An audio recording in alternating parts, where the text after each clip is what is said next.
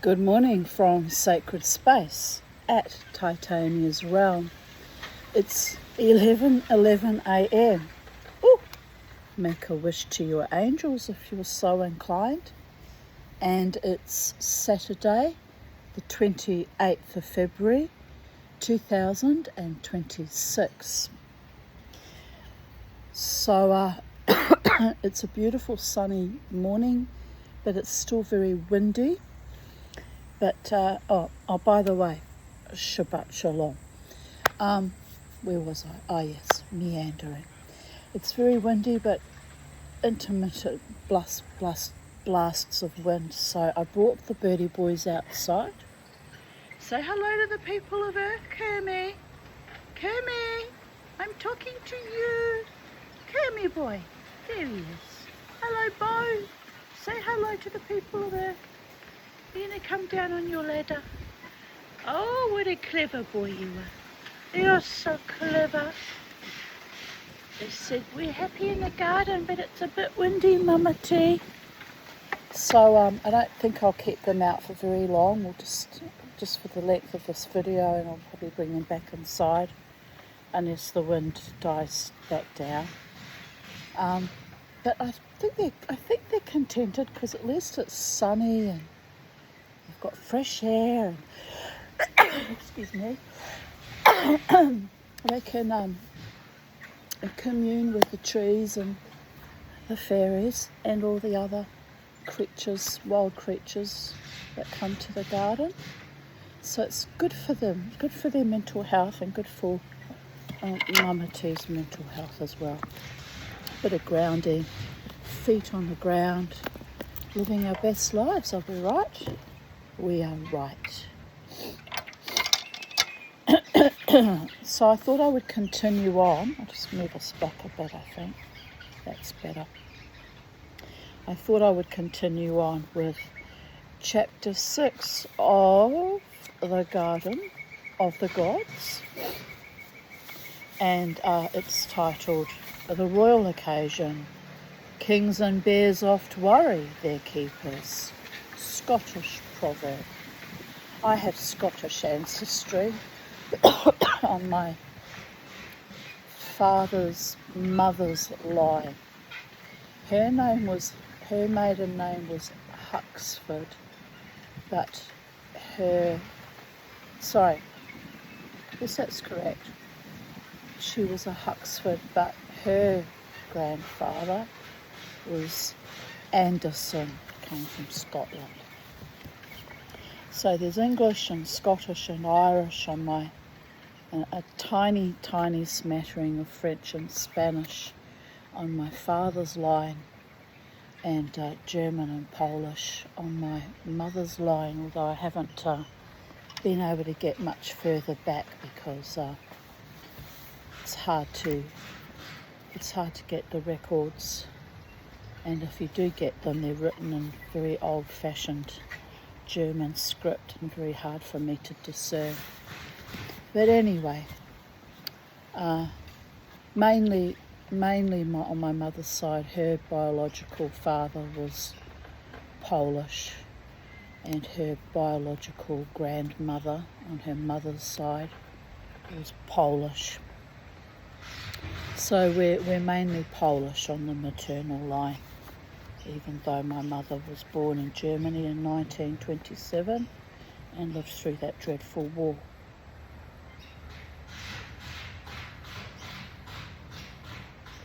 Which, by the way, although the Nazis, were and are the enemy, that war was not so crash hot for the citizenry of Germany either, living under those dreadful conditions, being bombed constantly and near starvation, very, very small rations, and what little bit of rations they got, my crazy verkachte grandmother swapped butter for cigarettes. So my mother told me that when they eventually did get any butter into the house, she would eat it by the teaspoonful because it was such a luxury. Well, anyway, enough about that. all wars are hell on all sides, regardless of who's the good guy and who's the bad guy. It's irrelevant. The people caught in the middle are the population caught in the middle are the ones that really suffer. We're seeing the immense suffering that's been put upon many young children and women and even babies in the Epstein files. You'll notice I've avoided speaking about that on my own channel, but the enormity and the width and breadth of evil goes far beyond just Jeffrey Epstein. In fact, it's global.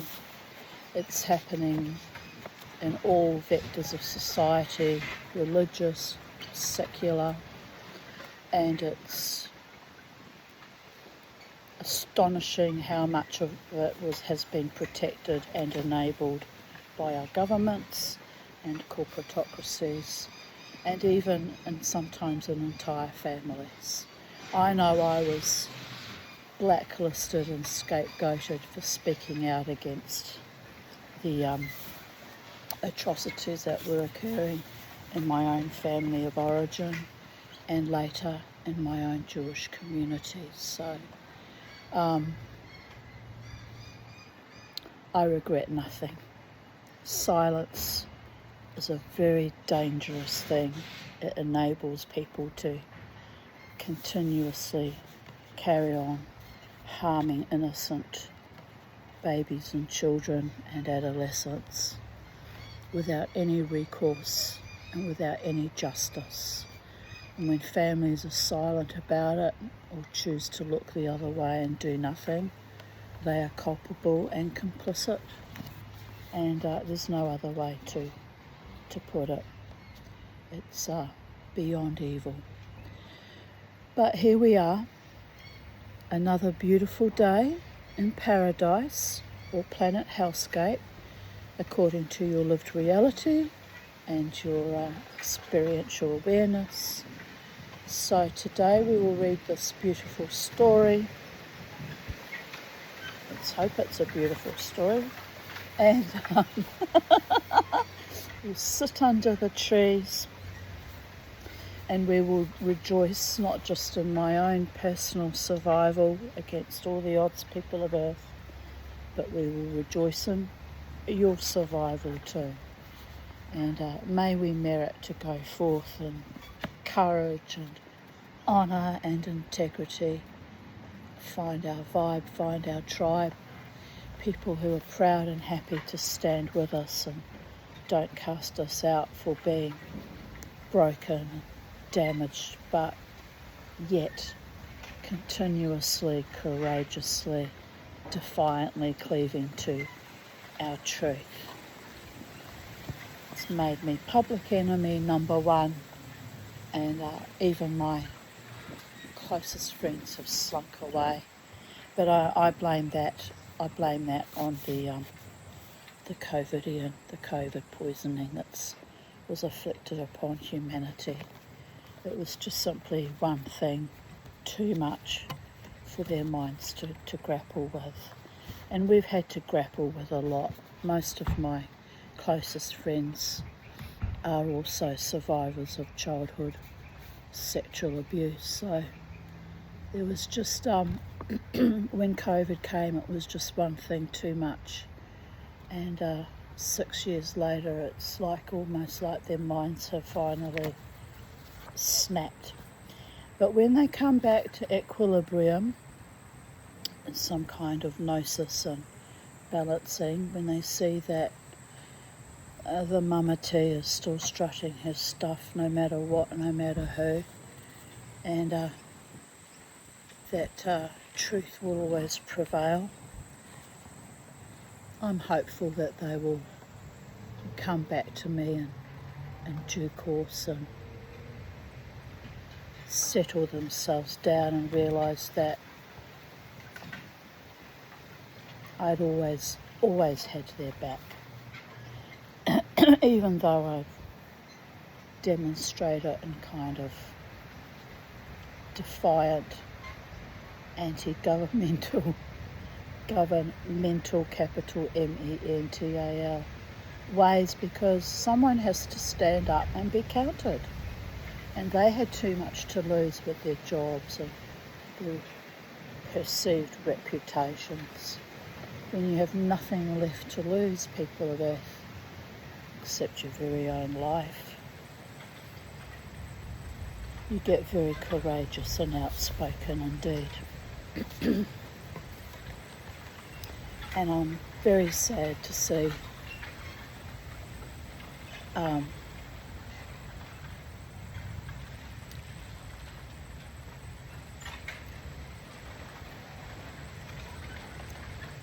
the lack of courage and honour shown towards me, but it is what it is. You notice I had to think about that, because even speaking out like that just makes them hate me even more, but in time they will realise it was a question of lack of courage and honour. And I don't stop loving them because they were ill or weakened by the mass formation psychosis. The love remains. It's actually not their fault what was done to us as a species. I wish more people had the courage to say no and fight back, and maybe if we'd fought back as a collective, a lot of this could have been avoided, but maybe it was never going to be. You know, maybe they would have just bulldozed us in other ways. And as people were quite rightly putting in the comment section about the Epstein files, and I think they might be right there, it's just a grand distraction. Doesn't mean that it's not true. Of course it's true, but it's just kind of a mass distraction to divert the global population's attention from implementing digital ID and maybe other even worse nefarious tyrannical totalitarian schemes they have in store for us. And it's at that point where my mind starts to snap, as it did when I just wanted to order a few bloody chips and a cappuccino at the Queensland Art Gallery and got told they won't accept my cash. It's insane. It's insane. It's draconian. It's tyranny. And to be fair, I should have walked out then and got something to eat somewhere else. Shouldn't even bloody support businesses that do that. But, well, my feet hurt and I was fairly tired and I needed something to eat before I bloody well fainted. So there was that. Anyway, next time I'll just say, fuck you, and walk out. People need to be told, fuck you, a bit more often, quite frankly. Have someone with a bit of courage and stand by what is necessary to survive this next onslaught that's being implemented.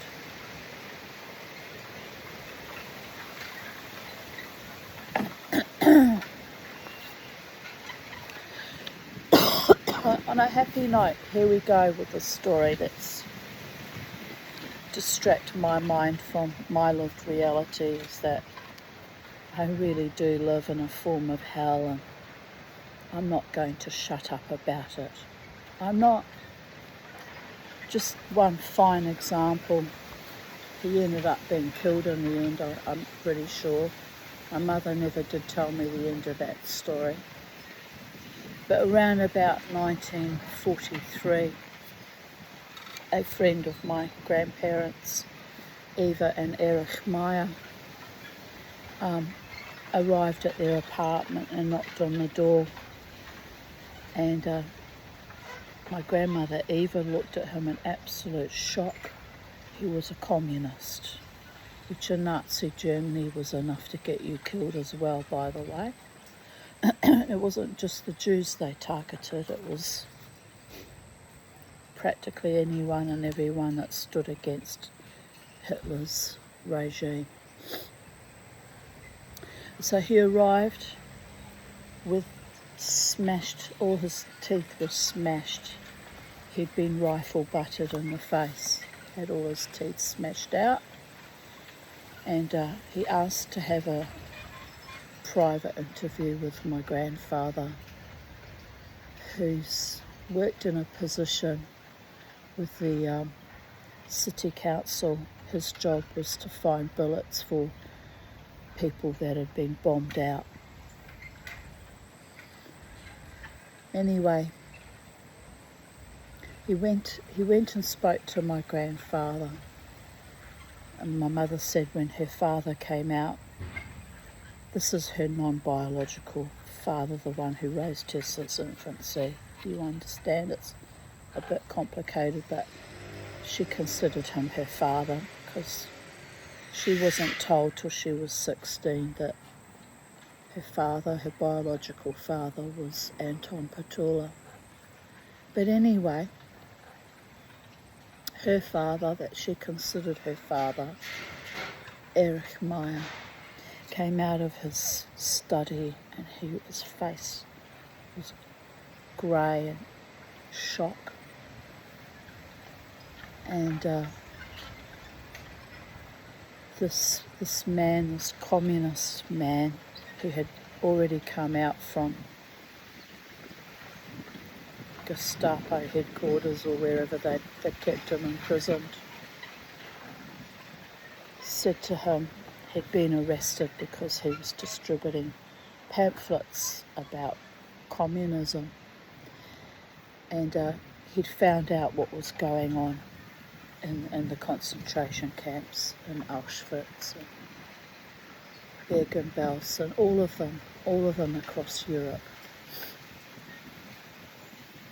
So he told my grandfather what it was he was actually standing up for, wearing the SA uniform, and what was actually going on. Anyway, my grandfather got a great shock, as you would any normal sentient human being with any sense of morality would be deeply shocked. And they begged him, please stop spreading the propaganda about communism, or they will kill you.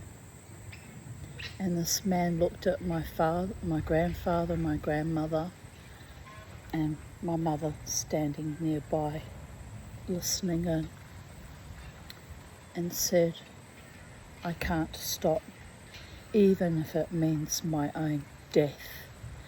He said, it's too important to get out the truth of what's going on. I simply cannot stop. And my grandparents cried and wrung their hands and wailed. And my mother said that man walked out into the street and they never saw him again. So draw conclusions from that where you'd likely he was sent to a concentration camp and perished there. But often when I'm railing against the evils of our government that I have personally witnessed and or lived through, the systemic abuse and the evil, I think about that communist man who died cleaving to his truth. And you know what? It's a huge, immense sacrifice to even offer up your own life. But the truth is too important, and it's a hill worth fighting on and dying on if necessary. So yes, it takes someone to be a little bit mad and a little bit furious and deeply, deeply honourable to hold to truth in that way, and to be fully cognizant that the ultimate sacrifice will be death. And perhaps that's another reason why my so-called friends headed for the hills. Fear of being targeted just by being associated with me, because they know I will never cede, I will never quit, I will never yield, and I will never ever step back from speaking truth. So there is that. Here we go. I'm ready now. 20 minutes on. Chapter 6.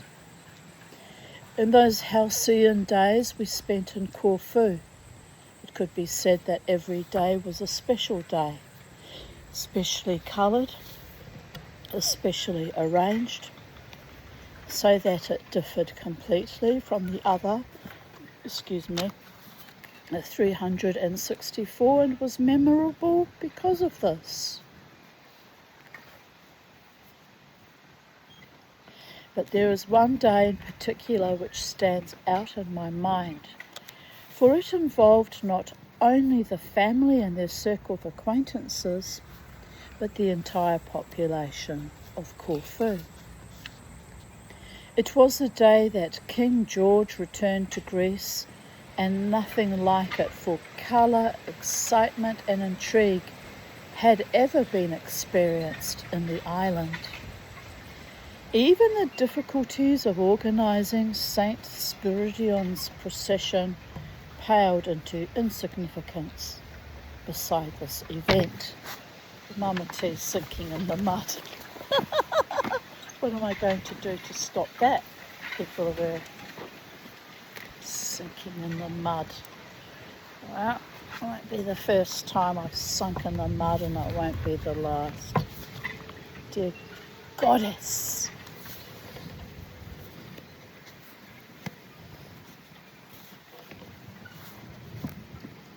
I first heard about the honour that was to fall on Corfu from my tutor, Mr. Kralevsky. He was so overwhelmed with excitement that he took scant interest in the cock linnet I had been at considerable pains to procure for him. "Great news, dear boy, great news.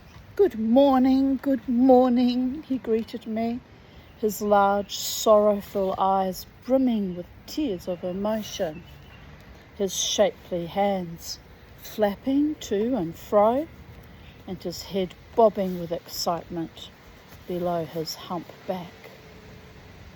A proud day for this island, by Jove. Yes, indeed, a proud day for Greece, but an especially proud one for this, our island. What? Oh, the linnet. Yes, nice birdie. Tweet, tweet.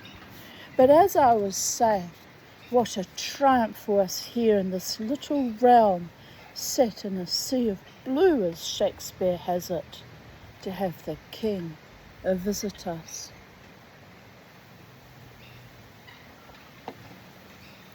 This, I thought, was more like it. I could raise a faint enthusiasm for a real king, if only for the fringe benefits that might accrue.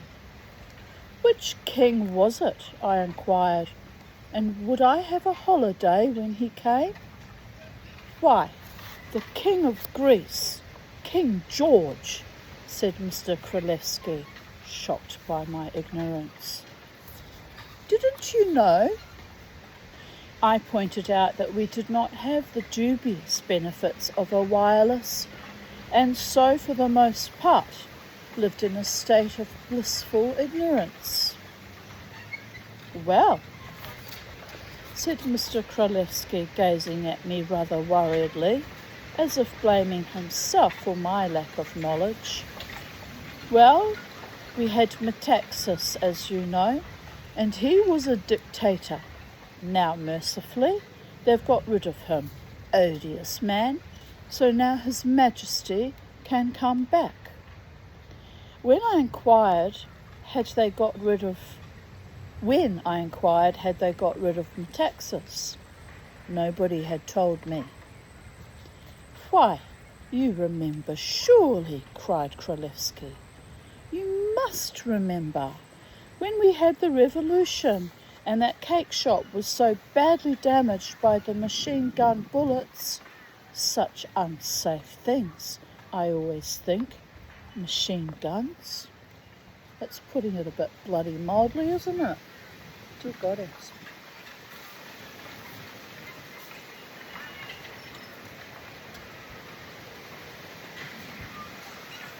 I did remember the revolution because it had given me 3 days blissful holiday from my lessons, and the cake shop had been one of my favourite shops. But I had not connected this with Metaxas. Would there, I inquired hopefully, be another shop disemboweled by machine gun fire when the king came? "No, no," said Królewski, shocked. "No, it'll be a most gay occasion. Everyone on fete, as they say." Well, it's such exciting news that I think we might be forgiven if we take the morning off to celebrate. Come upstairs and help me feed the birds. So we made our way up to the huge attic in which Królewski kept his collection of wild birds and canaries, and spent a satisfying morning feeding them. Królewski dancing about the room, waving the watering can, his feet scrunching on the fallen sea as if it were a shingle beach, singing snatches of the Marseillaise to himself. It's not very hygienic. I'm thinking about that. When you give water to the birds, you need to wash out their water bowl. Every morning I wash it out and add the fresh water. It's like you can't just top it up with water and leave all the mess and it's there. Oh well, anyway. I'm sure maybe he does clean them, but he leaves that important bit out.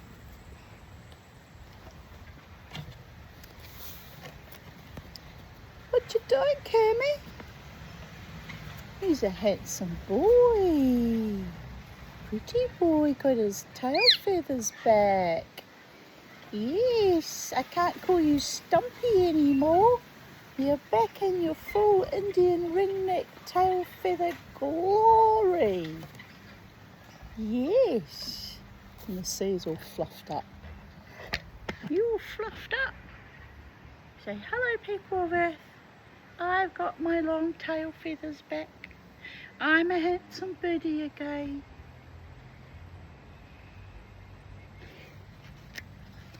They're very cute.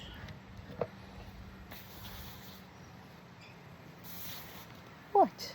Why are you looking at me like that? What have I done? Says Mama T. We've been an anarchist and a revolutionary, but only in words only. Right. Over lunch, I imparted the news of the King's visit to the family. They each received it in their characteristic ways. That'll be nice, said Mother. I'd better start working out menus. He's not coming to stay here, thank God, Larry pointed out. I know that, dear, said Mother, but there'll be all sorts of parties and things, I suppose. I don't see why, said Larry. Because they always do, said Mother. When we were in India, we always had parties during the Durbar. This is not India, said Larry. Excuse me. So I don't intend to waste my time working out the stabling for elephants. The whole thing will have a disruptive enough effect on the even tenor of our ways as it is. Mark my words. If we're having parties, can I have some new clothes, Mother? Asked Margot eagerly. I really haven't got a thing to wear. I wonder if they'll fire a salute, mused Leslie. They've only got those old Venetian cannons, but I should think they'd be damned dangerous. I wonder if I ought to pop in and see the commander of the fort. You keep out of it, Larry advised. They want to welcome the man, not assassinate him.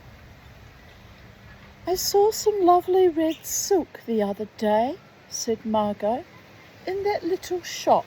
You know, the one where you turn right by Theodore's laboratory. How nice. Oh, yes, dear, how nice, said Mother, not listening. I wonder if Spiro can get me some turkeys. But the effect of the royal visit on the family paled into insignificance in comparison with the traumatic effect it had on Corfu as a whole.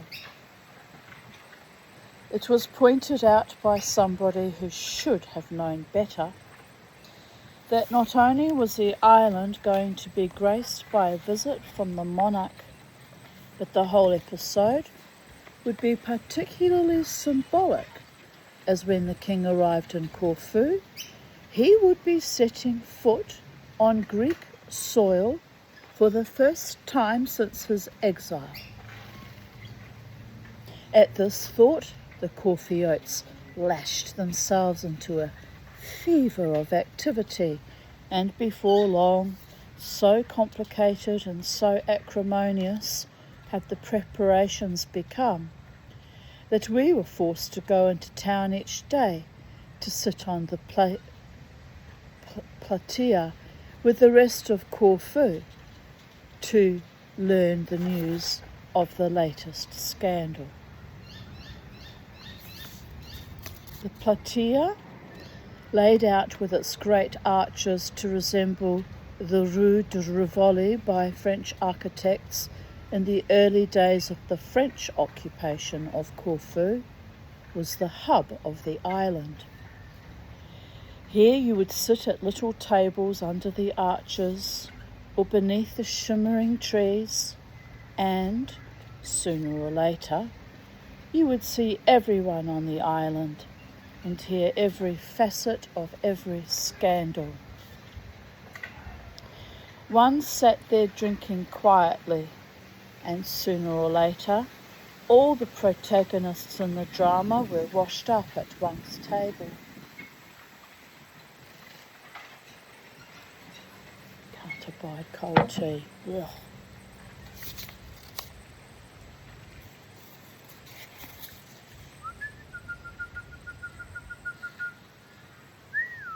Are you happy being in the garden, little boy? You are, Kermie. You're happy. You're a happy boy. He didn't want to go this morning. I had to chase him around the studio. Finally, he let me catch him. He was reluctant, but now he's happy. You see, there was a method in Mama T's madness bringing you out in the garden. Got to trust me. Trust me, I know what I'm doing. Sometimes the other day, a few days prior, I put them out and it was actually too hot. I could see them just like, so I brought them back inside. So sometimes I make a mistake, boys. Yes, because nobody's perfect. No one.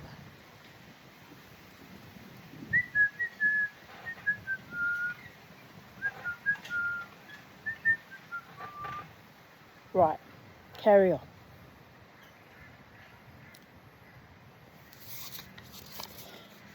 I am Corfu, said Countess Malinopoulos. Therefore, it is incumbent upon me to form the committee that works out how we are to welcome our gracious king. Yes, indeed, I do see that, Mother agreed nervously.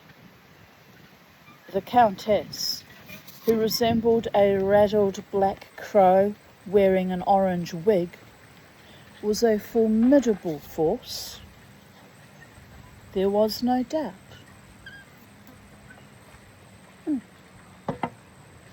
But the matter was too important to allow her to ride roughshod over everyone.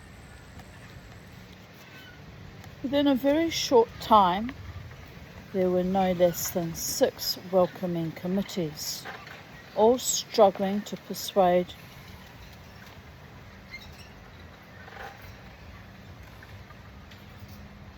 it says Nomarch, nomark.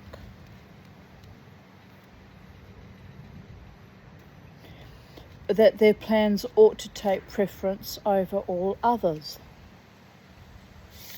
It was rumoured that he had an armed guard and slept in a locked room after an attempt by one of the female committee members to sacrifice her virginity in order to get his approval to her committee's schemes.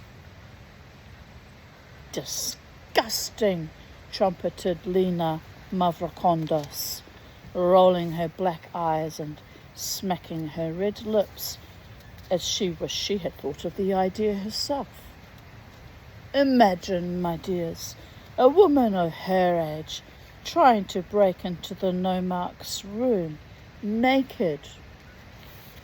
Never heard of the word nomarch before, but it's intended because it's repeated.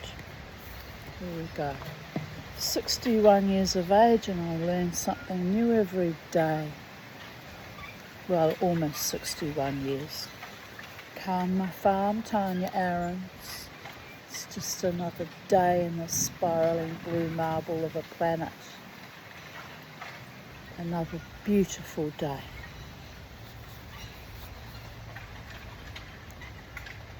In spite of everything, there was great beauty in the world.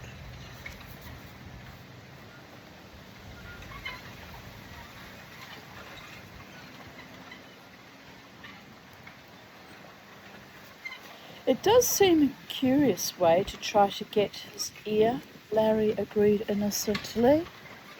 No, it is too absurd, Lena went on, deftly popping olives into her scarlet mouth as though she were loading a gun.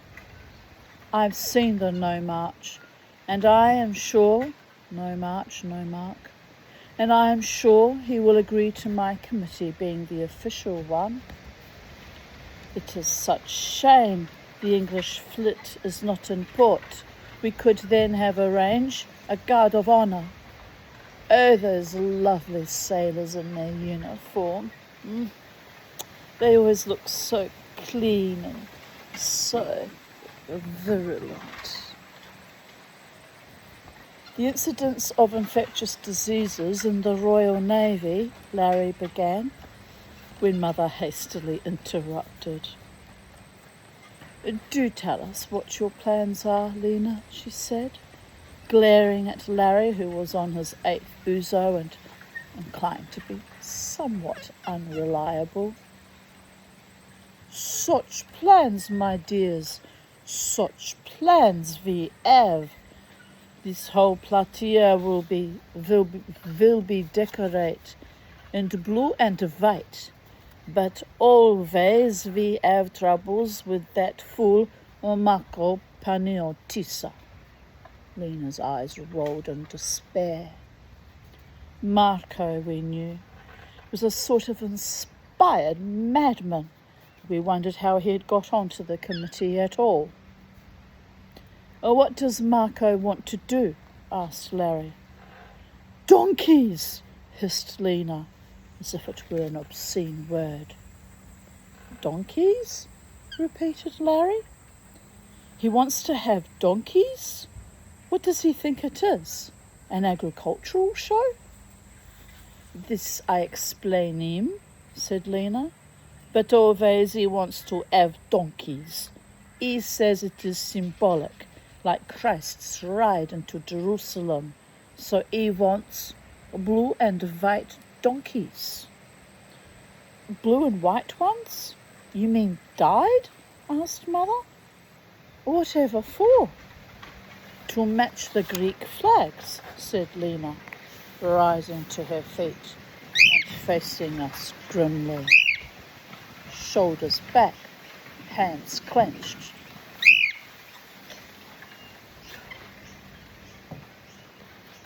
But I tell him, Marco, I say, you have donkeys over my dead corpse. She drove off down the platea, every inch a daughter of Greece.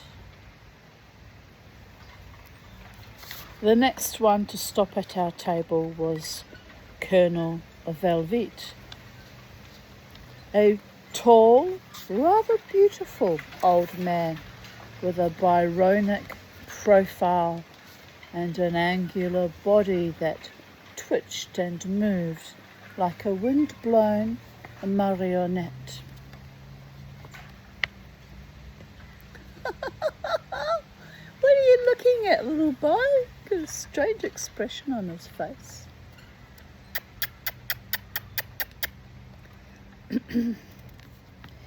With his curling white hair and flashing dark eyes, he looked incongruous in his scout's uniform, but he carried it off with dignity.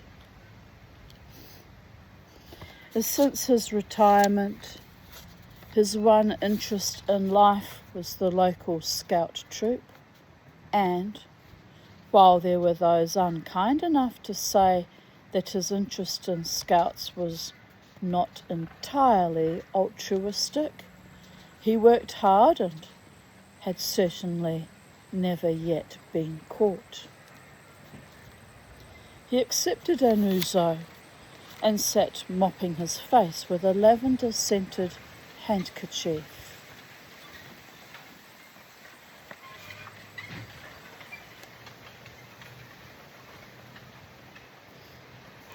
That was a very loaded paragraph there.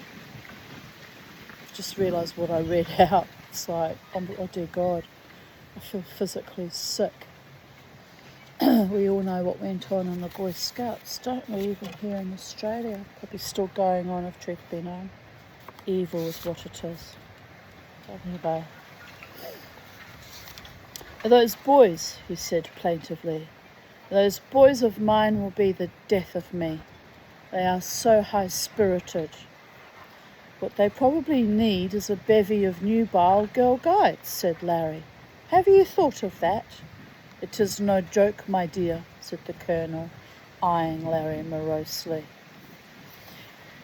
They are so full of high spirits, I fear they will get up to some prank or other.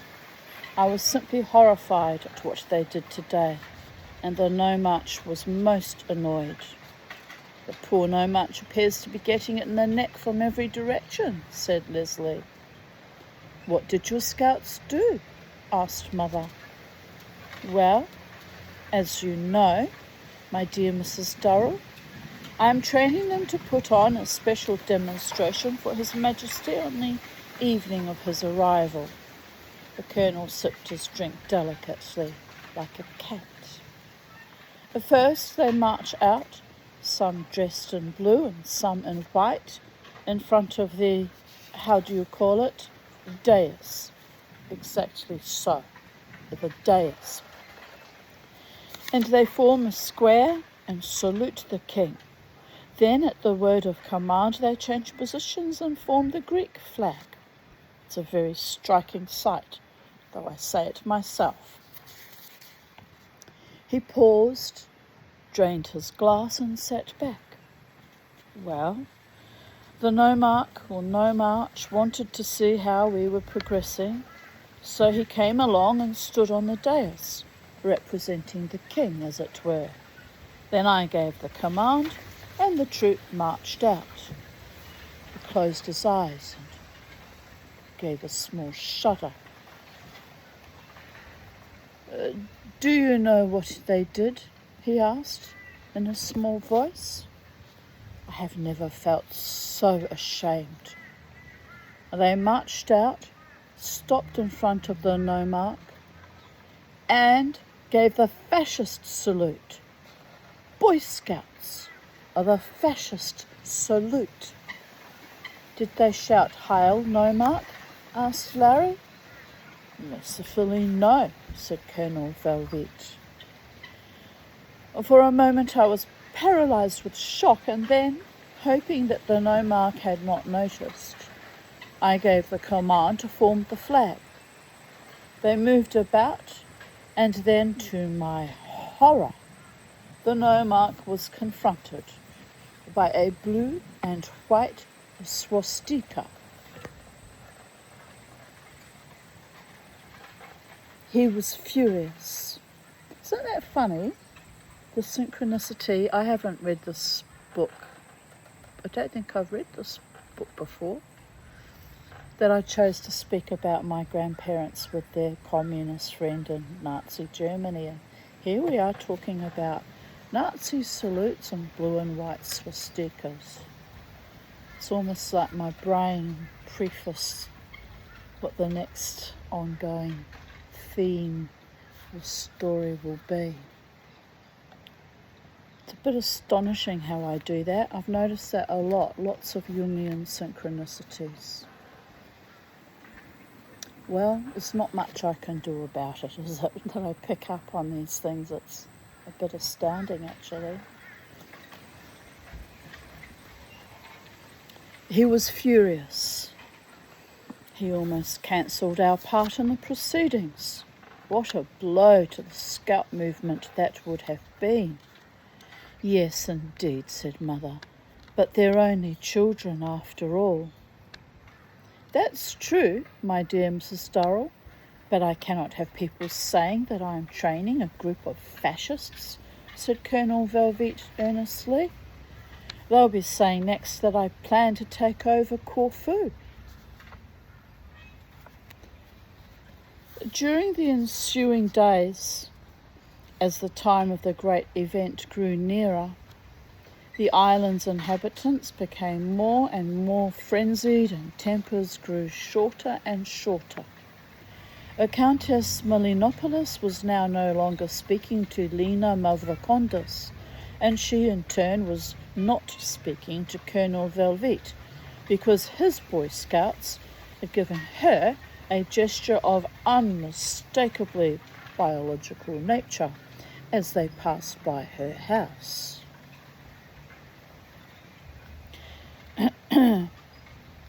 All the leaders of the village bands, who always took part in the St. Spiridian's procession, had quarrelled bitterly with each other over procedure in the march past, and one evening on the platea we were treated to the sight of 3 incensed tuba players chasing a bass drummer, all in uniform and carrying their instruments.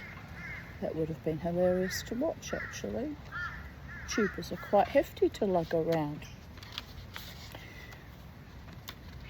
as are drums, come to think of it.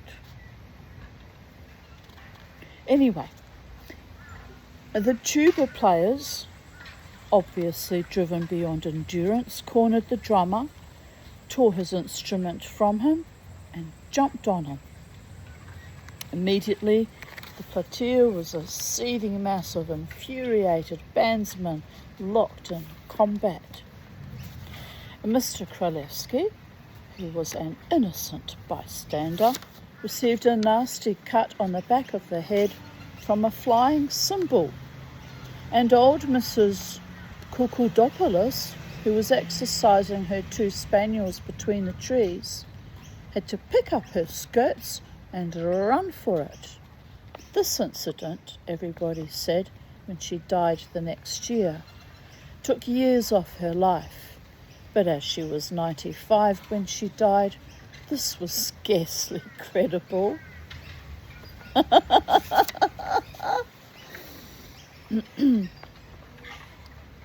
Soon nobody was on speaking terms with anybody, although they all talked to us, for we kept strictly neutral. Captain Creech, whom no one suspected of possessing a patriotic streak of any sort, was wildly excited by the whole thing, and to everyone's annoyance, went from committee to committee, spreading gossip, singing bawdy songs, pinching suspecting and unprotected bosoms and buttocks, and generally making a nuisance of himself. "Disgusting old creature," said Mother, her eyes flashing. "I do wish he'd behave himself. After all, he is meant to be British." "He's keeping the committees on their toes, if I may use the phrase," said Larry. "Lena tells me that her bottom was black and blue after the last meeting he attended. She should have swatted him with her handbag, swatted him unconscious. Stupid woman, putting up with that. Anyway, where was I? Having a little vent." "Filthy old brute," said Mother. "Don't be so harsh, Mother," said Larry. "You know you're only jealous." "Jealous?" squeaked Mother, bristling like a diminutive terrier. "Jealous of that old libertine? Don't be so disgusting. I won't have you say things like that, Larry, even in joke." I think she means in jest, but same. "But it's unrequited love for you that makes him drown his sorrows in wine and women," Larry pointed out. "If you'd make an honest man of him, he'd reform." "I very much doubt that. Today it's another libertine's birthday. My de facto stepfather, Cornelis van der Graft, who survived Mittelbau Dora only to constantly harass this little girl. Fucking arsehole. Honestly, what an ass. Do you know that I helped him die and was there for him? What an ass I was. Who even does that? Goes to be kind and merciful and compassionate to their own familial predators. This arsehole, this ass. And how did it reward me? My own children abandoning me. Oh well, you can choose to be evil. That is a choice, people of Earth. It's a choice. It's inherent in your soul, but if you activate it, you have chosen that. Anyway, life goes on. Where was I? Oh yes, it's a beautiful day in Planet Hellscape.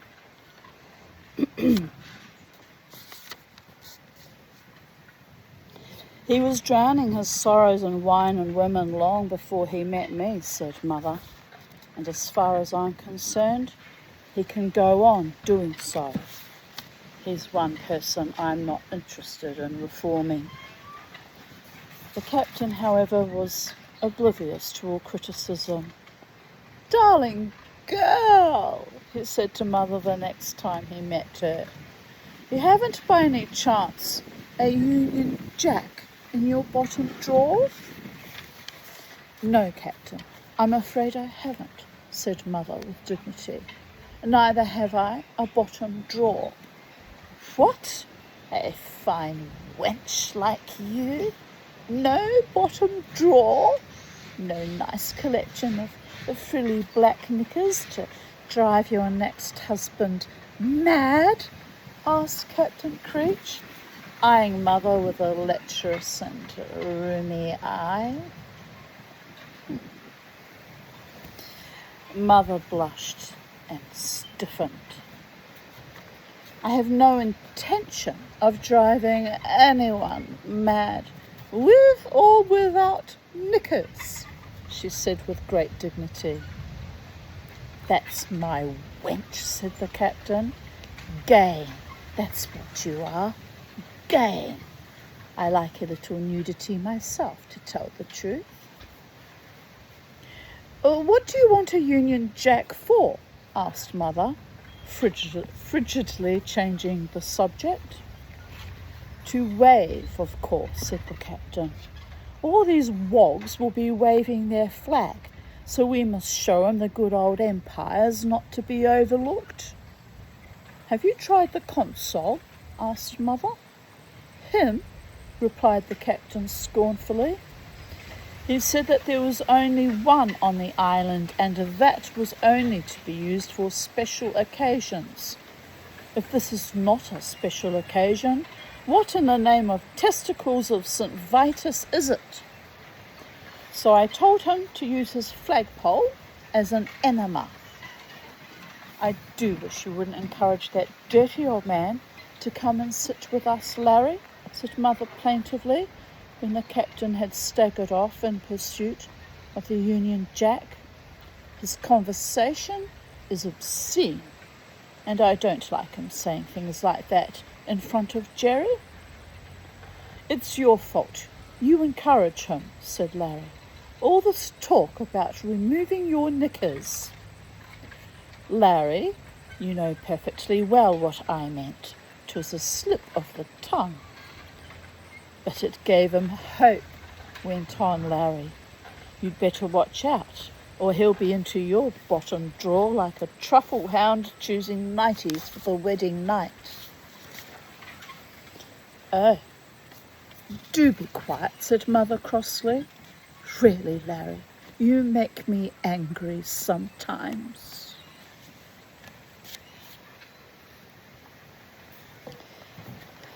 The island became more and more tense. From the remote mountain villages where the older women were polishing up their cow's horn headdresses and ironing their handkerchiefs, to the town where every tree was being pruned and every table and chair on the platea repainted, all was aseethe with acrimonious activity. In the old part of the town where the streets were 2 donkeys narrow and the air always redolent of freshly baked bread, which reminds me I need to bake some today as well, fruit, the sunshine, and drains in equal quantities, was the tiny cafe belonging to a friend of mine, Kosti of Gadrama. Of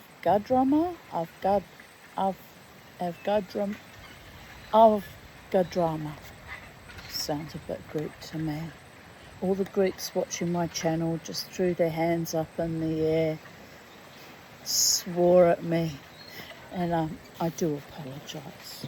I'm trying. Sometimes I get it right. I got the opoluses right. Did I? Did I not?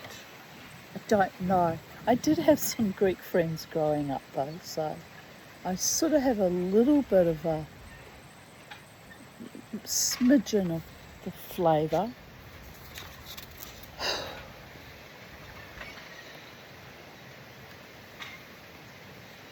Right. The cafe was justly famous for producing the best ice cream in Corfu. Well, you'll be finding me there then. For Kosti had been to Italy and had learned all the dark arts of ice cream making. Mama T approves. His confections were much in demand, and there was scarcely a party worth calling a party given on the island that did not include one of Kosti's enormous, tottering, multicoloured creations.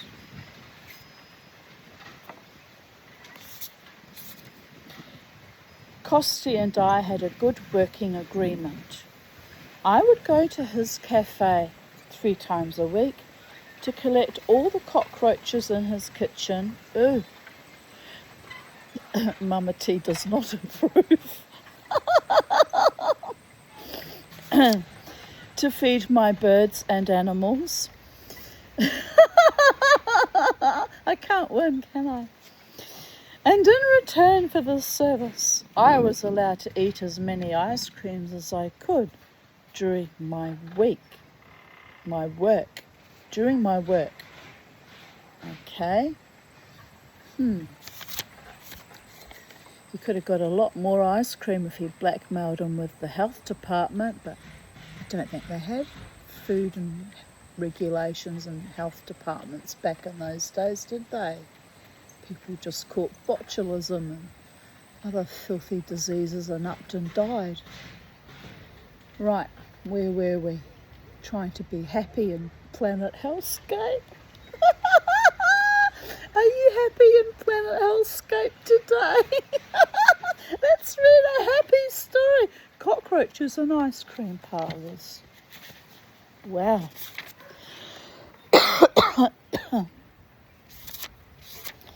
Determined that his shops should be clean for the royal visit, I went along to Costi's cafe about 3 days before the king was due, and found him in a mood of suicidal despair such as only a Greek, with the aid of ouzo, can acquire and sustain.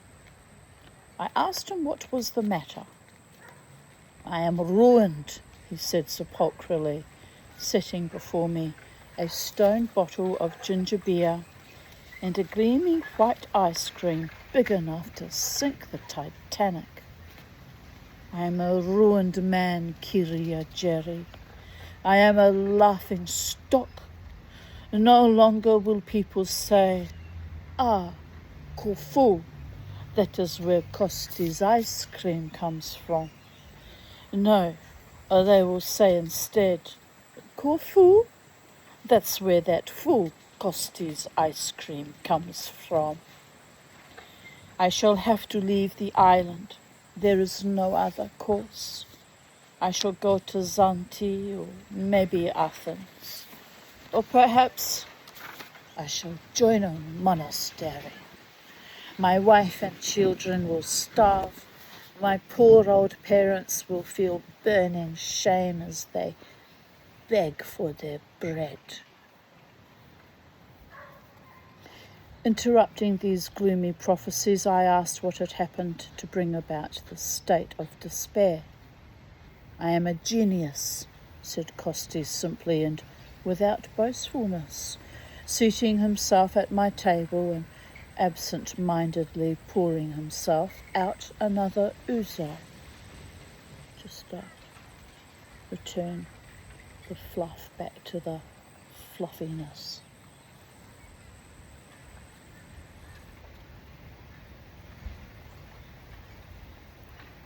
No one in Corfu could produce ice creams like mine, so succulent, so beautiful, so cold. I said this was true. I went further, for he obviously needed encouragement. I said that his ice creams were famous throughout Greece, maybe even throughout Europe. "True," groaned Costi. So it was natural that when the king was to visit Corfu, the Nomarch wanted him to taste my ice cream. I was greatly impressed and said so. "Yes," said Costi. 12 kilos of ice cream I was to deliver to the palace at Monrepos, and 1 special ice cream for the great banquet on the night His Majesty arrives. Ugh! It was the special ice that was my undoing. This is why my wife and children must starve. Oh, cruel and relentless fate."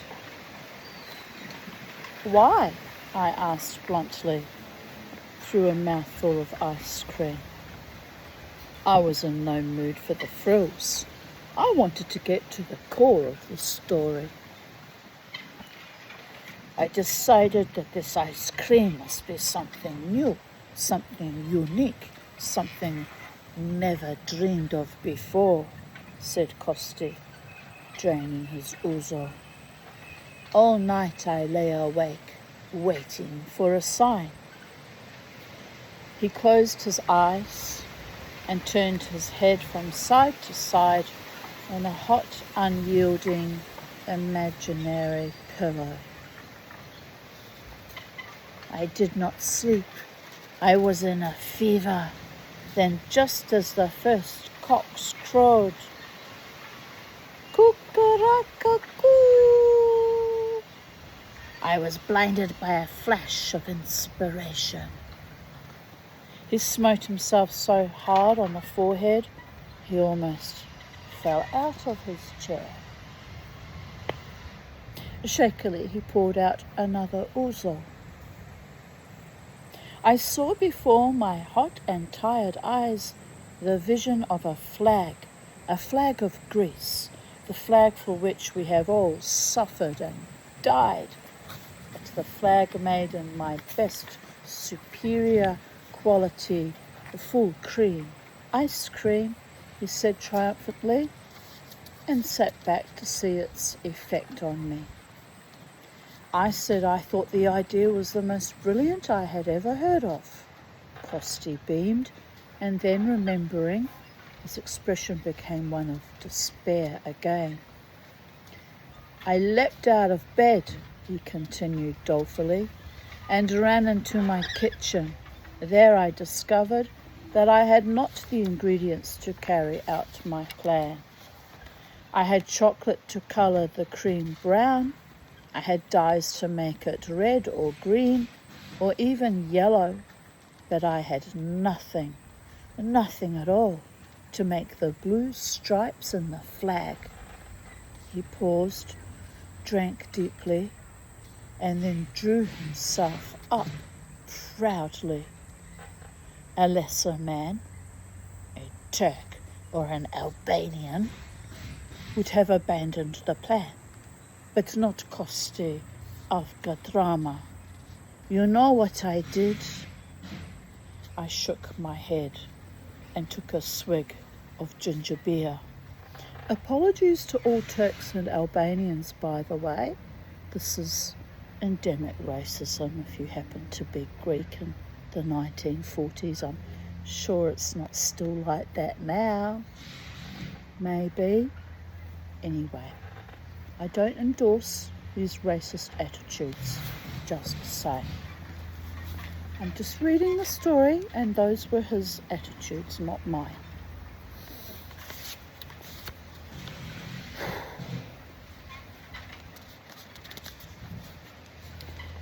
I shook my head and took a swig of ginger beer. I went to see my brother Michele. You know, he works for the chemists down by the docks. Well, Michele, may St. Spiridion's curse fall upon him and his offspring, gave me some stuff to make the stripes blue. Look. Costi went to his cold room and disappeared inside. Then he came staggering out, bearing a mammoth dish, and laid it in front of me. It was full of ice cream with blue and white stripes, and did look remarkably like the French flag. Dear goddess, where's my brain going? It did look remarkably like the Greek flag. My brain's going where my hair's going. Off out the top of my head, flying away.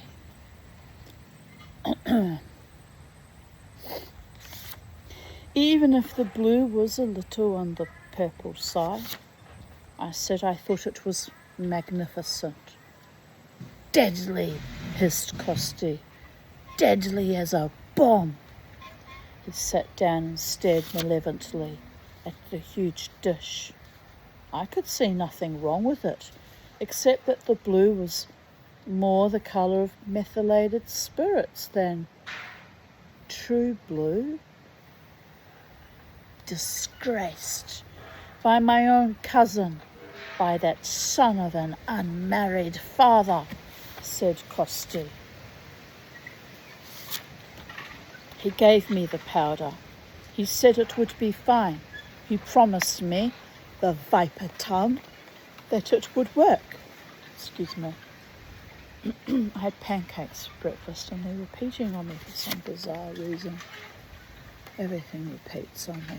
Life is just an ever slow spiralling declension of rinse and fucking repeat. Happy days, happy days, happy days. But it had worked, I pointed out. So what was the trouble? By God and Saint Spiridion's mercy, said Costi piously. I had the idea of making a small flag for my family, just so they could celebrate their father's triumph. I cannot bear to think what would have happened if I had not done this. He rose to his feet and opening the door leading from the cafe to his private quarters. I will show you what that monster my cousin has done, he said, and called up the stairs. Katerina, Petra, Spiro, come. Costi's wife and his 2 sons came slowly and reluctantly down the stairs and stood in front of me. To my astonishment, I saw that they all had bright purple mouths, the rich royal purple of a summer beetle's wing case. Put out your tongue, Costi commanded. The family opened their mouths and poked out tongues, the colour of a Roman's robe. They looked like macabre orchids, or a species of mandrake, perhaps. I could see Costi's problem. In the helpful, unthinking way that Corfiotes have, his cousin had given him a packet of gentian violet. I had once had to paint a sore on my leg with this substance, and I knew that among its many properties, it was an extremely tenacious dye. Costi would have a purple wife and children for some weeks to come. Just imagine, he said to me in a hushed whisper, having sent his discoloured wife and brood back upstairs. Just imagine if I'd sent this to the palace. Imagine all those church dignitaries with their beards purple, a purple nomarch and a purple king. I would have been shot. I said I thought it would have been rather funny. Costi was greatly shocked. When I grew up, he said severely, I would realise that some things in life are very serious and not comical. Imagine the reputation of the island. Imagine my reputation if I had turned the king purple, he said, as he gave me another ice cream to show that there was no ill feeling. Imagine how the foreigners would have laughed if the Greek king had turned purple. Po, po, po, po. Saint Spiridio, save us. And how about the cousin? I inquired. How had he taken the news? He doesn't know yet, said Costi, grinning evilly. But he will soon. I just sent him an ice cream shaped like the Greek flag. So the island was wound up to a pitch of unbearable excitement when the great day dawned. As Spiro had organised his huge and ancient dodge with the hood down as a sort of combination grandstand and battering ram, determined that the family at any rate were going to get a good view of the proceedings. In a festive mood, we drove into town and had a drink on the platea to pick up news of the final preparations. Lena, resplendent in green and purple.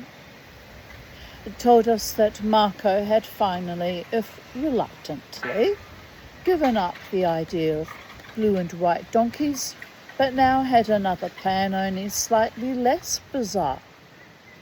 You know, he has his father's printing works, huh? Said Lena. Well, he say he is to print thousands and thousands of Greek flags and take them out in his yacht and then scatter them over the water so that the king's ship has a carpet of Greek flags to sail on. No? Marco's yacht was the joke of Corfu, a once rather lush cabin cruiser. Marco had added so much superstructure to it that, as Leslie rightly said, it looked like a sort of sea-going crystal palace with a heavy list to starboard. Every time Marco set sail in it, bets were laid as to when and if he would return. So, continued Lena, first he have the flags print, then he finds they don't float, they sink. So he makes little crosses of wood and sticks the flags on them so that they will float. Sounds rather a nice idea, said Mother. If it works, said Larry. You know Marco's genius for organisation. Remember Constantine's birthday? In the summer, Marco had organised a sumptuous picnic for his nephew, Constantine's birthday. It would have been a splendid event, with everything from roast suckling pig to watermelons, filled with champagne. The elite of Corfu were invited. The only snag was that Marco had got his beaches muddled, and while he sat in solitary splendour, surrounded by enough food to feed an army on a beach far down south, the elite of Corfu, hot and hungry, waited on a beach in the far north of the island. Well, said Lena with an expressive shrug, we cannot stop him. All the flags are loaded on his boat. He has sent a man with a rocket to Calora. A man with a rocket? Asked Leslie. What for? She rolled her eyes expressively. When the man sees the king's ship, he fires the rocket, she said. Marco sees the rocket, and this gives him time to rush out and cover the sea with flags. Well, I hope he succeeds, said Margot. I like Marco. My dear, so do we all, said Lena. In my village, where I have my villa, we have a village idiot. He is charming, très sympathique, but we do not want to make him the mayor. Well, with this waspish parting shot, she left us. The next one to arrive was Colonel Velvet in an agitated state. You haven't by any chance seen 3 small fat Boy Scouts, he asked. No, I didn't think you would have, little brutes. They went off into the country in their uniforms, the little savages, and came back looking like pigs. I sent them off to the cleaners to get their uniforms cleaned, and they've disappeared. If I see them, I'll send them to you, said Mother soothingly. Don't worry. Oh, thank you, my dear Mrs. Durrell. I would not worry, but the little devils are an important part of the proceedings, said Colonel Velvet, preparing to go in search of the missing scouts. You see, not only do they form part of the stripe in the flag, but they have to demolish the bridge as well. With this mysterious remark, he departed, loping off like a hound. Bridge? What bridge? Asked Mother, bewildered. Oh, it's part of the show, said Leslie. Among other things, they build a pontoon bridge over an imaginary river, cross it, and then blow it up to prevent the enemy following. I always thought Boy Scouts were peaceful, said Mother. Not the Corfiote one, said Leslie. They're probably the most warlike inhabitants of Corfu. At that moment, Theodore and Kralewski, who were to share the car with us, arrived. There has been, a slight hiatus over the salute, Theodore reported to Leslie. I knew it, said Leslie angrily. That fool of a commandant. He was too airy-fairy when I spoke to him. I told him those Venetian cannons would burst. No. The cannons haven't burst. At least not yet, said Theodore. No, it's a problem of timing. The commandant was very insistent that the salute should be fired the moment the king's foot touches Greek soil. The difficulty was apparently to arrange a signal from the docks that could be seen by the gunners and the fort. So what have they arranged? Asked Leslie. They have sent a corporal down to the docks with a 45, said Theodore. He is to fire it the moment before the king sets foot on the shore. Does he know how to fire it? Asked Leslie sceptically. Well, said Theodore. I had to spend quite some time trying to make him see that it was dangerous to put it, loaded and cocked into his holster. Silly fool.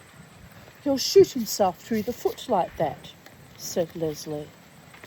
Which one of the recruits at Queensland Police Service Academy while I was in their employ for that 1-year traineeship in admin did actually shoot himself in the foot. Came an occupational safety and health case. It's not funny, but honestly, people of Earth. Never mind, said Larry. There's bound to be some bloodletting before the day is out. I hope you brought your first aid kit, Theodore.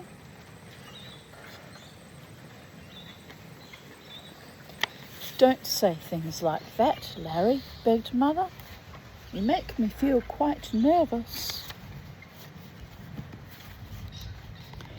If you're ready, Mrs. Durrells, we ought to get going, said Spiro, who had appeared, brown, scowling, looking like a gargoyle on holiday from Notre Dame. The crowd's getting very tense. Dense, Spiro. Dense, said Margot. That's what I says, Mrs. Margot, said Spiro. But don't you worry, I'll fix him. I'll scarce him out of the way with my horn. Spiro really ought to write a dictionary, said Larry, as we climbed into the Dodge and wedged ourselves onto the capacious leather seats.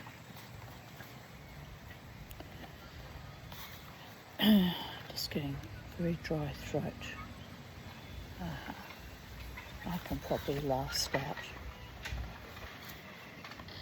Sometimes it's a question of stamina and discipline. Others I can't stand myself and have to get a drink and something to eat. But you all know that by now. Right, we'll carry on. And since early morning, the white dusty roads had been jammed with carts and donkeys bringing peasants into the capital for the great event.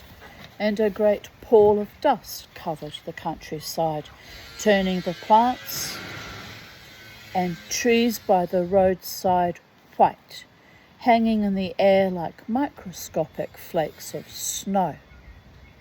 The town was now as full or fuller than it was on St. Spiridian's Day, and great bevies of people were eddying across the platea in their best clothes like clouds of wind-swept blossoms.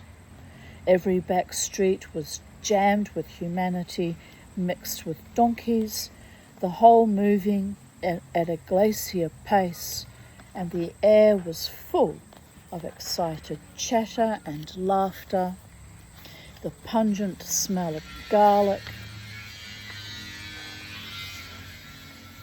and the all-pervading smell of mothballs, and the sign of special clothes carefully extracted from their places of safekeeping.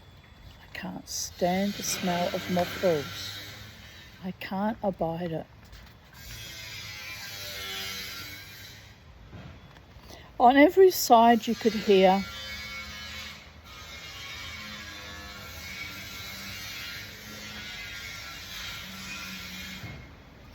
brass bands tuning up, donkeys braying, the cries of the street vendors and the excited screams of children.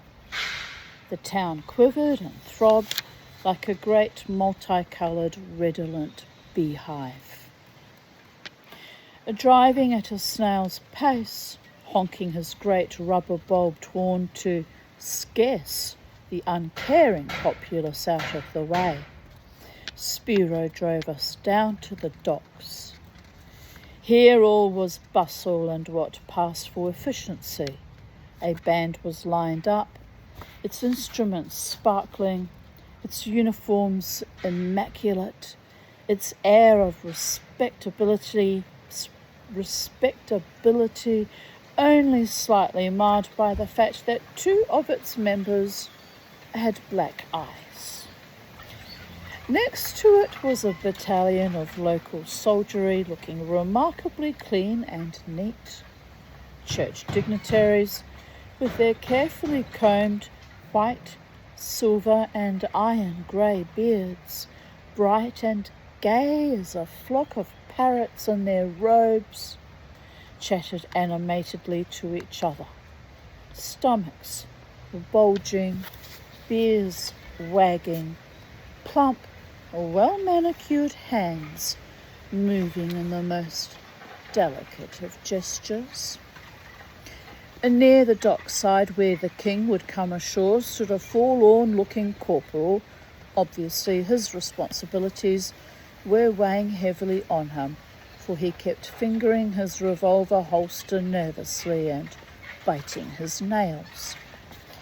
Presently there was a surge of excitement, and everyone was saying, "The king! The king! The king is coming!" The corporal adjusted his hat and stood a little straighter. What had given rise to this rumour was the sight of Marco Paniotis's yacht putting out into the bay and lumbering to and fro, while Marco, in the stern, could be seen unloading bundle after bundle of Greek flags. "I didn't see the rocket, did you?" asked Margot. "No, but you can't see the headland from here," said Leslie. "Well, I think Marco's doing splendidly," said Margot. "It's certainly a very pretty effect," said Mother. And indeed it was, for several acres of the smooth sea were covered with a carpet of tiny flags which looked most impressive. Unfortunately, as we were to learn within the next hour and a half, Marco's timing had been at fault. The man he had stationed up in the north of the island to fire the signal rocket was most reliable, but his identification of ships left a lot to be desired. And so what eventually appeared was not the ship conveying the king, but a rather grubby little tanker on its way to Athens. This in itself would not have been such a grave error, but Marco, carried away as so many Corphiotes were on that day, had failed to check on the glue with which the flags were stuck to the little wooden pieces that allowed them to float. As we waited for the king, we were treated to the sight of the glue disintegrating under the influence of seawater, and several thousand Greek flags sinking ignominiously to the bottom of the bay. "Oh, poor Marco! I feel so sorry for him," said Margot, almost in tears. "Never mind," said Larry consolingly. "Perhaps the king likes little bits of wood."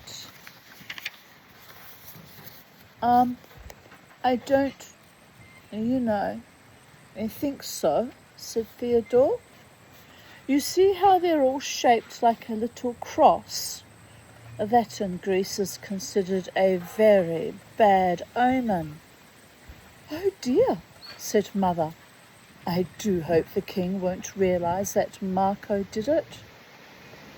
"If Marco is wise, he'll go into voluntary exile," contributed Larry. "Ah, here he comes at last," said Leslie, as the king's ship sailed majestically across several acres of little wooden crosses, as though ploughing its way through a marine war cemetery. The gangplank was lowered. The band struck up blaringly. The army came to attention, and the crowd of church dignitaries moved forward like a suddenly uprooted flower bed. They reached the bottom of the gangplank. The band stopped playing, and to a chorus of delighted ahs, the king made his appearance, paused briefly to salute, and then made his way slowly down the gangway. It was the little corporal's great moment. Sweating profusely, he had moved as close to the gangplank as he could, and he had his gaze riveted on the king's feet. His instructions had been explicit. 3 paces before the king stepped off the gangway and onto Greek soil, he was to give the signal. This would give the fort enough time to fire the cannon as the king stepped ashore. The king descended slowly. The atmosphere was tense with emotion. The corporal fumbled with his holster, and then,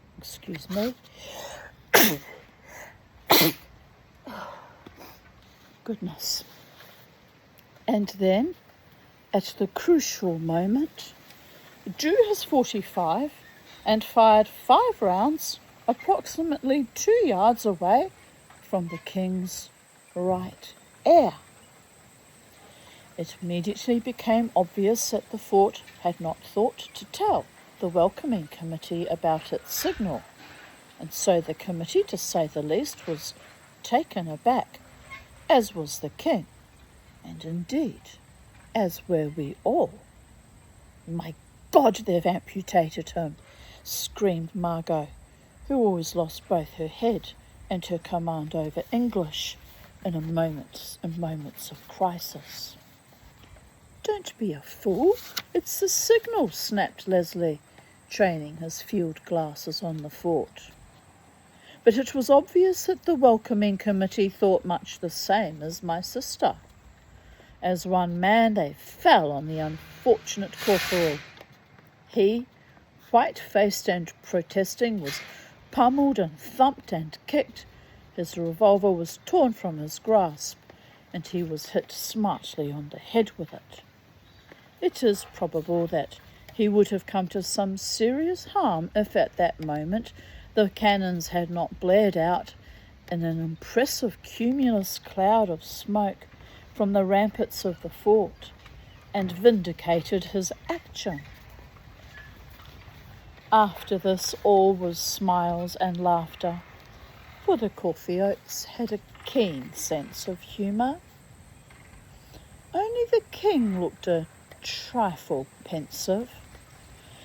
He climbed into the official open car, and a snag made its appearance. For some reason the door would not lock. The chauffeur slammed it, the sergeant in charge of the troops slammed it, the band leader slammed it, and a passing priest slammed it, but it refused to stay shut. The chauffeur, not to be defeated, backed up and took a run and kicked it violently. The car shuddered, but the door remained obdurate. They tried string, but there was nothing to tie it to. Eventually, since there could be no further delay, they were forced to drive off with the Nomarch secretary hanging over the back of the seat and holding the door shut with one hand. Their first stop was at St. Spiridian's Church, so that the king could make his obeisances to the mummified remains of the saint. Surrounded by a forest of ecclesiastical beards, he disappeared into the dark depths of the church, where 1,000 candles bloomed like a riot of primroses. It was a hot day, and the chauffeur and the king's car was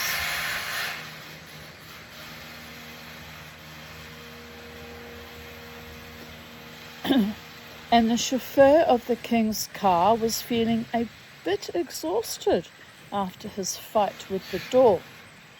So without telling anyone, he left the car parked in front of the church and nipped round the corner for a drink. And who is to blame him? Who, on occasions such as this, has not felt the same? However, his estimation of the time the king would take to visit the saint was inaccurate, so when the king, surrounded by the cream of the Greek church, suddenly emerged from the church and took his place in the car, the chauffeur was conspicuous by his absence. As was usual in Corfu, when a crisis was reached, everyone blamed everyone else for the chauffeur's disappearance. A quarter of an hour passed while accusations were hurled, fists were shaken, and runners were sent in all directions in search of the chauffeur. There was some delay because no one knew which cafe he was honouring with his presence, but eventually he was tracked down, and a stream of vituperation was poured on his head as he was dragged ignominiously away in the middle of his second ouzo. The next stop was the platea, where the king was to see the march past of troops and bands and the exhibition by the scouts. By driving cacophonously through the narrow back streets, Spiro got us to the plateau long before the king's car. Surely they can't do anything else wrong, said Mother worriedly. The island has surpassed itself, said Larry. I had hoped they might get a puncture between the docks and the church, but that was asking too much, I suppose. Well, I'm not so sure, said Theodore, his eyes twinkling. Remember, this is Corfu. They might have something more in store for us. I do hope not, said Królewski. Really, such organisation. It makes one blush. They can't think up anything more, Theo, surely? Larry protested. I wouldn't like to be a bank on it, you know, said Theodore. As it turned out, he was perfectly right. The king arrived and took his place on the dais. The troops marched past with great vigour, and all of them managed to be more or less in step. Corfu was rather a remote garrison in those days, and the recruits did not get much practice, but nevertheless they acquitted themselves creditably. Next came the mass bands from every village in the island, their various coloured uniforms glowing, their instruments so polished that the gleam of them hurt the eyes. If their delivery quavered a little and was slightly off-key, it was more than made up for by the volume and force of their playing. Then it was the turn of the scouts, and we all clapped and cheered as Colonel Velvet, looking like an extremely nervous and attenuated Old Testament prophet in scout's uniform, led his diminutive troops onto the dusty plateau. They saluted the king, and then, obeying a rather strangled falsetto order from the colonel, shuffled to and fro and formed the Greek flag. Such a wave of clapping and cheering broke out that it must surely have been heard in the remotest vastnesses of the Albanian mountains. After a short display of gymnastics, the troop then went over to pair two white... Getting very uncomfortable. I've sunk in the mud and my cushion slipped. There we go, people are there. My ass is class. Right, where were we? After a short display of gymnastics, the troop then went over to where two white lines represented the two banks of a river. Here, half the troop hurried away and reappeared with planks necessary for making a pontoon bridge, while the other half were busy getting a line across the treacherous waters. So fascinated were the crowd by the mechanics of this, that they drifted closer and closer to the river, accompanied by the policeman who was supposed to be keeping them back.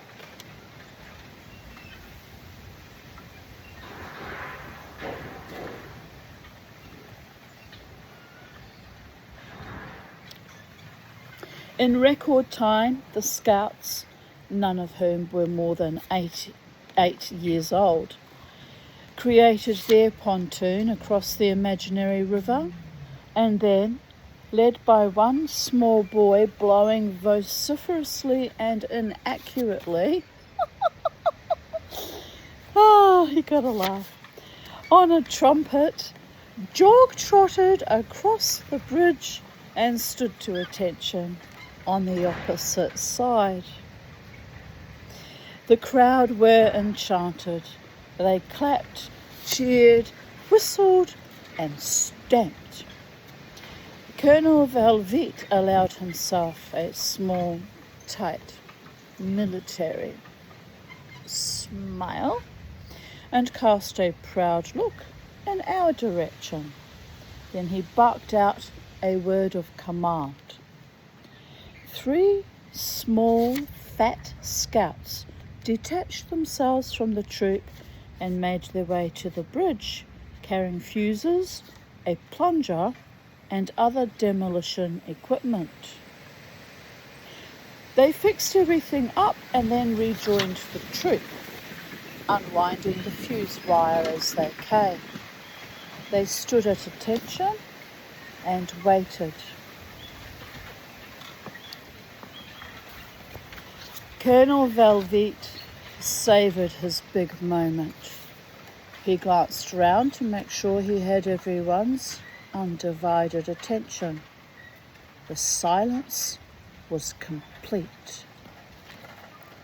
"Demolish bridge," roared Colonel Velvet, and one of the scouts crouched and pressed the plunger home.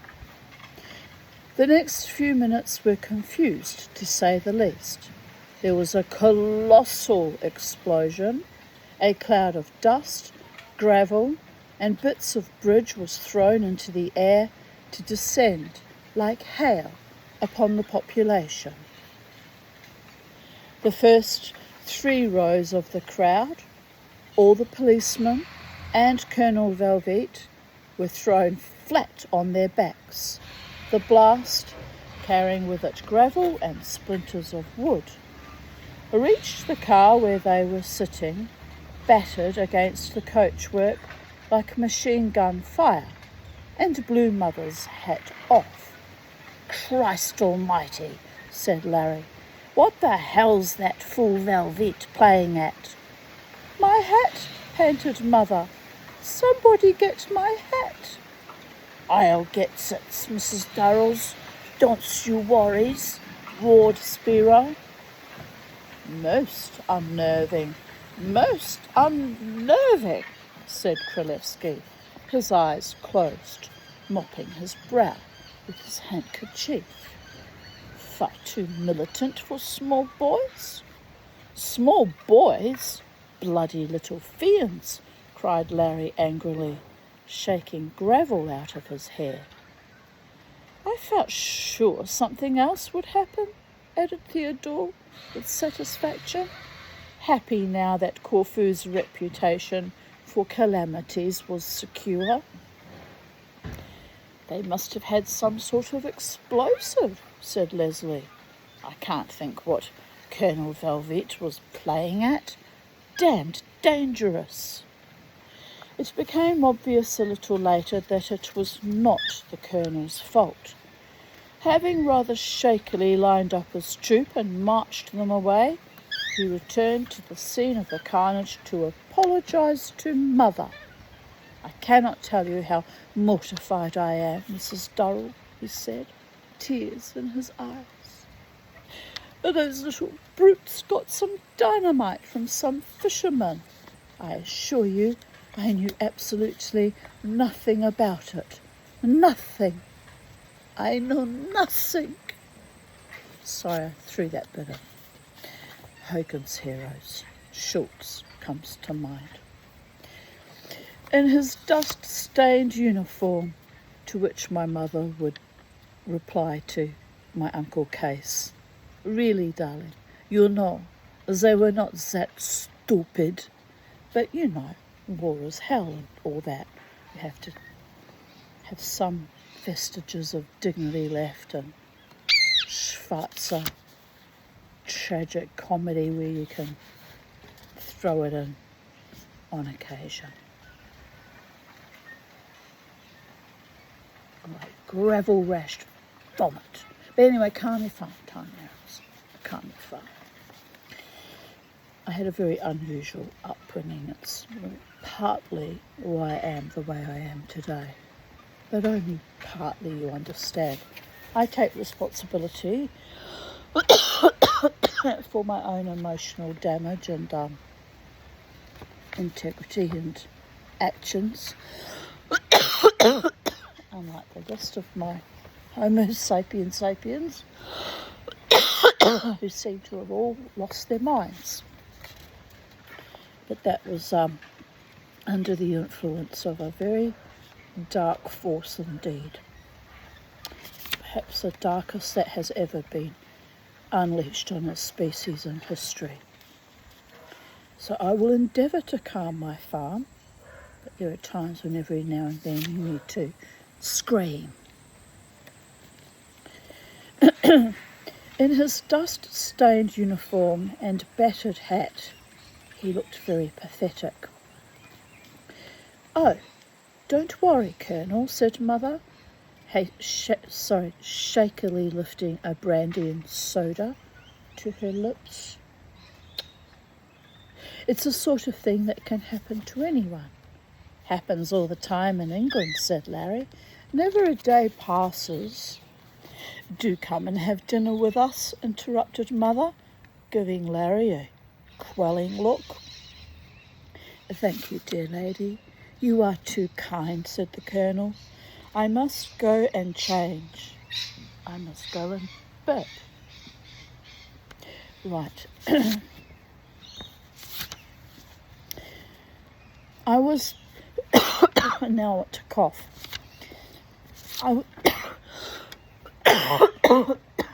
Dear Goddess. "I was very interested in the reaction of the spectators," said Theodore with scientific relish. "You know, the ones who were blown down." "I should think they were damned annoyed," said Leslie. "No," went on Theodore proudly. "This is Corfu. They all, you know, helped each other up, brushed each other down, and remarked on how good the whole thing was. How realistic. It didn't seem to occur to them that there was anything strange in Boy Scouts having dynamite." "Well, if you live long enough in Corfu, you cease to be surprised at anything," said Mother with conviction. Eventually, after a prolonged and delicious meal in town, during which we tried to convince Colonel Velvet that his bridge demolition had been the high spot of the day, Spiro drove us home through the cool, velvety night.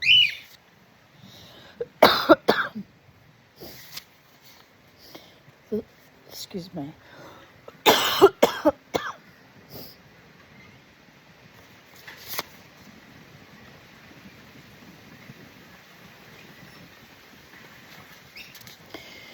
The Scops owls called toink, toink to each other, chiming like strange bells among the trees. The white dust billowed behind the car and remained suspended like a summer's cloud in the still air. The dark cathedral groves of the olives were pricked out with the pulsing green lights of fireflies. It had been a good, if exhausting, day, and we were glad to be home.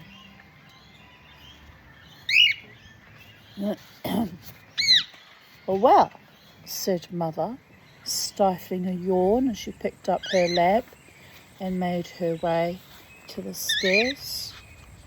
"King or no king, I'm staying in bed until 12 tomorrow."